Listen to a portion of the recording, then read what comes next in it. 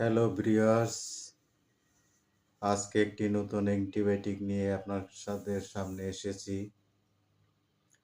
তো অ্যান্টিবায়োটিকটা হলো সিপ্রোফ্লক্সাসিন, যা মার্কেটে দেখা যায় যে সিপ্রোসিন আছে, অ্যাপ্রোসিন আছে, তারপরে ম্যাপ্রোসিন আছে। যাই নাম হোক না কেন, আপনার আসলে আমরা যদি জানতে পারি যে এর মেন ওষুধটা কী, কী ওষুধ দিয়ে এটাকে তৈরি, তাহলে কিন্তু আমরা নাম যাই থাকুক, আমাদের বেলায় শুধু জেনেরিকটা যে সিপ্রোফ্লক্সাসিন, এই জেনেরিকটা আমরা যদি জানতে পারি তাহলেই বুঝবো যে এইটা আসলে কোন কোন কাজে ব্যবহার করা যায়।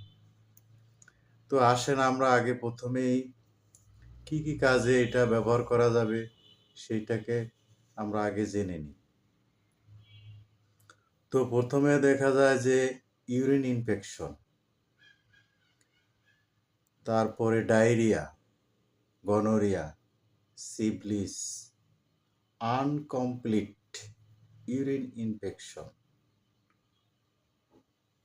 এরপর আছে cystic cystic fibrosis, abdominal infection, lower respiratory tract infection, pneumonia,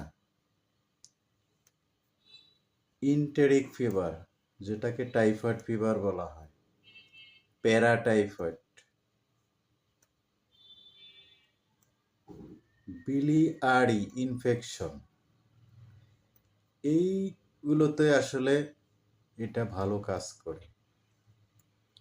তো আমাদের আসলে জানতে হবে যে আসলে এই ওষুধটা বিশেষ করে বড়দের এবং বাচ্চাদের কিভাবে দিতে হয়, কতবার দিতে হয় তা আমাদের জানা দরকার। তো আমরা আসলে আগে জানবো পার কেজিতে, মানে ১ কেজিতে কত এমজি দিতে পারবো, এটা যদি আমরা মনে রাখতে পারি তাহলে বাচ্চাদের জন্য চিকিৎসা দেওয়া খুবই সহজ। যেমন বাচ্চাদের ক্ষেত্রে আপনি যদি এটাকে ২০ থেকে ৪০ এমজি পার কেজিতে দেন, তাহলে আপনি অনায়াসে একটা বাচ্চার ওজন কত তা আপনি বের করে নিতে পারবেন যে তাকে কতটুকু দেওয়া হবে। আর অ্যাডাল্টদের জন্য ৫০০ এমজি, অনেক সময় ১ গ্রাম পর্যন্ত দেওয়া হয়। বাস ২ বেলা করে দিলেন, হয়ে গেল আপনার চিকিৎসা।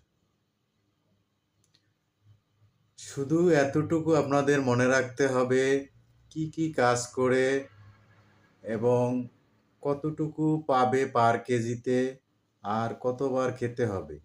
এই ২টা জিনিস যদি ৩টা জিনিস যদি মনে রাখতে পারেন, তাহলে আপনি চিকিৎসা ক্ষেত্রে অ্যান্টিবায়োটিক যেকোনো পেশেন্টে আসলেই সাথে সাথে তাকে দিতে পারবেন, প্রয়োগ করতে পারবেন। যাই হোক, এই পর্যন্ত। ভালো থাকেন, সুখে থাকেন, শুভকামনা রইল এবং বেশি বেশি করে চ্যানেলটি সাবস্ক্রাইব করুন এবং শেয়ার করুন, অন্যদেরকে জানারও সুযোগ করে দিন।